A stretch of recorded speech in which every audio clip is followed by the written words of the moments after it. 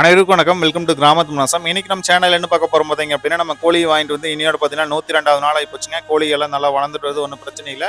இன்னைக்கு ஒரு 1/2 மணி நேரம் கழிச்சு ஓப்பன் பண்ணி விட்டுக்கலாம் அப்படின்னு ஃபார்முக்குள்ள போய் ஏதாவது ஒரு கோழிகளுக்கு உடம்பு சரியில்லையான்னு பார்க்கும்போது, ஒரு கோழி மட்டும் பார்த்தீங்கன்னா சளினால கொஞ்சம் சிவியராக இருந்தது. அது உடனே பார்த்தீங்க அப்படின்னா பிடிச்சி தனியாக எப்போ போல் அந்த 7 மருந்து மிக்ஸ் பண்ணி நம்ம டேரெக்டாக வாயில் காட்டி விட்டு தனியாக வச்சிடலாங்க. இது வரைக்கும் பார்த்தீங்க அப்படின்னா ஒரு 4-5 கோழி குஞ்சு பக்கமாக இறந்துருச்சுங்க. அது நாங்கள் முடிஞ்ச வரைக்கும் ரெடி பண்ணோம். பட் ஆனால் ரெடி பண்ண முடியல.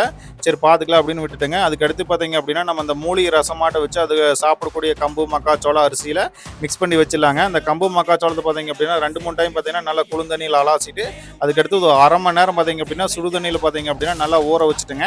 ஏன்னா இது நம்ம கொண்டு போய் போகிறது பார்த்தீங்கன்னா கூலிங்காக இருந்தது அப்படின்னா அதுலேயும் பார்த்தீங்கன்னா சளி பிடிக்கும். முடிஞ்ச வரைக்கும் அதில் கொடுக்கக்கூடிய உணவு பார்த்தீங்கன்னா கொஞ்சம் காரமாகவும் அதுக்கடுத்து பார்த்தீங்க அப்படின்னா நல்லா சூடாகவும் இருந்ததுன்னா அந்த சளிக்கு பார்த்தீங்கன்னா நல்லா சாப்பிட்டுக்கு ஒன்றும் பிரச்சனை இல்லை. அதுக்கடுத்து பார்த்தீங்க அப்படின்னா எல்லா டப்பாலையும் நம்ம போட்டு அதுக்கடுத்து கொண்டு போய் கோழிகளுக்கு வச்சுட்டுங்க. அதுக்கு பார்த்தீங்கன்னா நல்லா சாப்பிட்றக்க ஆரம்பிச்சிருச்சு.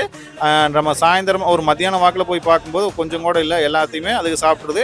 அதுக்கடுத்து பார்த்தீங்கன்னா எப்போ போல் அந்த ட்ரிங்கர் கேன்லையும் பார்த்தீங்க அப்படின்னா நம்ம சளி டானிக் எல்லாமே மிக்ஸ் பண்ணி வச்சிடலாங்க. இந்த வெயில் அதிகமாக இருக்கிறங்காட்டி பார்த்தீங்க அப்படின்னா எப்படியாவது நம்மளுக்கு கோழிகளுக்கு பார்த்தீங்கன்னா சளி பிடிக்கும். அது ஒன்றுமே பண்ண முடியாது. முடிஞ்ச வரைக்கும் ரெக்கவர் பண்ணி கொண்டு வரலாங்க. முடியாத பட்சத்தில் நம்ம ஒன்றுமே பண்ண முடியாது. நாங்களும் எல்லாமே பண்ணி பார்த்தோம். ஆனால் எதுக்குமே பார்த்தீங்க அப்படின்னா அது பலன் கொடுக்க மாட்டேங்குது. அதுக்கடுத்து பார்த்தீங்கன்னா வெளியே நம்ம மோட்டர் தண்ணியில் பார்த்தீங்க அப்படின்னா எல்லா பக்கம் நம்ம தண்ணி நனைச்சி விட்ருக்குறோங்க. அது இந்த கூலிங் இருக்கிறங்காட்டி உள்ளே பார்த்தீங்க அப்படின்னா நல்லா அந்த மதிய நேரத்தில் கொஞ்சம் கூலிங்காக இருக்குது அப்படின்ட்டு. அதுக்கடுத்து பார்த்தீங்க அப்படின்னா எப்போ போல் மத்தியானம் இந்த நம்ம சாரணை பார்த்தீங்கன்னா புல்லு பசுந்தீவனம் கொண்டு வந்து போட்டுங்க. அசோலா மட்டும் 2 நாள் கழிச்சு போட்டுக்கலாம். ஏன்னா சளி இருக்குங்காட்டி.